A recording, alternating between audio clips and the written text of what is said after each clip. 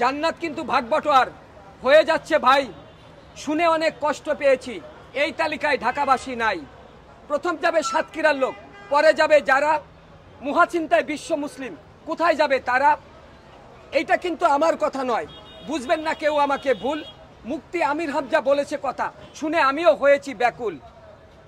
আবেগে আবলুব্ধ হয়ে সব কথা সব জায়গা নাই বলতে। এমনিতে মানুষ সঠিক পথে চাচ্ছে না আর চলতে। চারিদিকের ঝই ঝামেলায় ছেয়ে যাচ্ছে দেশ। হাজার চিন্তা মাথায় নিয়ে আমরা সাধারণ মানুষ হয়ে যাচ্ছি শেষ। কেন আবার বানোয়াট বলতে যাব কথা? ভালো মানুষের অভাব নাই, কে নিয়ে যায় কোথা? আরে আমরা হলাম মুসলমান, আঁকড়ে ধরবো আল কোরআন। সঠিক কথা বলবো, সত্য কথা বলবো, সঠিক পথে চলবো। আসসালামু আলাইকুম ওয়া রাহমাতুল্লাহ। প্রিয় বন্ধুরা, প্রিয় দেশবাসী, আপনারা দেখেছেন ইদানিং সারা বিশ্ববাসী দেখেছে নেট দুনিয়া ব্যাপকভাবে এ নিয়ে আলোচনা সমালোচনার ঝড় উঠেছে। কেন? মুফতি আমির হামজা যিনি একটি মাহফিলে বলতেছে যে জান্নাত কিন্তু ভাগবটোয়ার হয়ে যাচ্ছে। প্রথমে কারা যাবে? প্রথমে যাচ্ছে হলো সাতক্ষীরার লোক, পরে আরো কয়েকটা ডিস্ট্রিক্টের কথা বলেছে।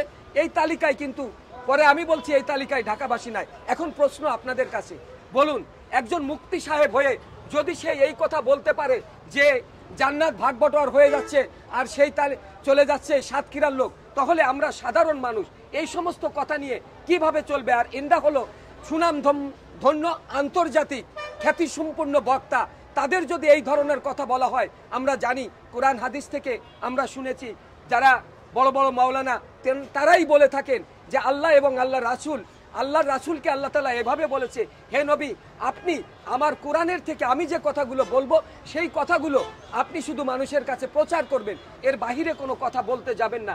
তাহলে আপনারা যদি এই সমস্ত কথা বলেন তাহলে সাধারণ মানুষ কোথায় যাবে? তারা কি ভাববে? আমি আমার জায়গা থেকে একটি কথা বলবো, আপনারা যারা এরকম খ্যাতি সম্পন্ন বক্তা আছেন তারা যে কোনো কথা যখনই বলবেন এমন কোনো কথা বলবেন না যে সাধারণ মানুষের ভিতর তীব্রতা ছড়িয়ে যায়, সাধারণ মানুষের ভিতর আলোচনা সমালোচনার ঝড় ওঠে। আশা করি আমার এই কথাগুলো আপনারা কেউ নেগেটিভ সাইডে নেবেন না। আশা করি আপনারা এই কথাগুলোর উপর একটু মনোযোগী হবেন। আসসালামু আলাইকুম ওয়া রাহমাতুল্লাহ ওয়া বারাকাতুহু।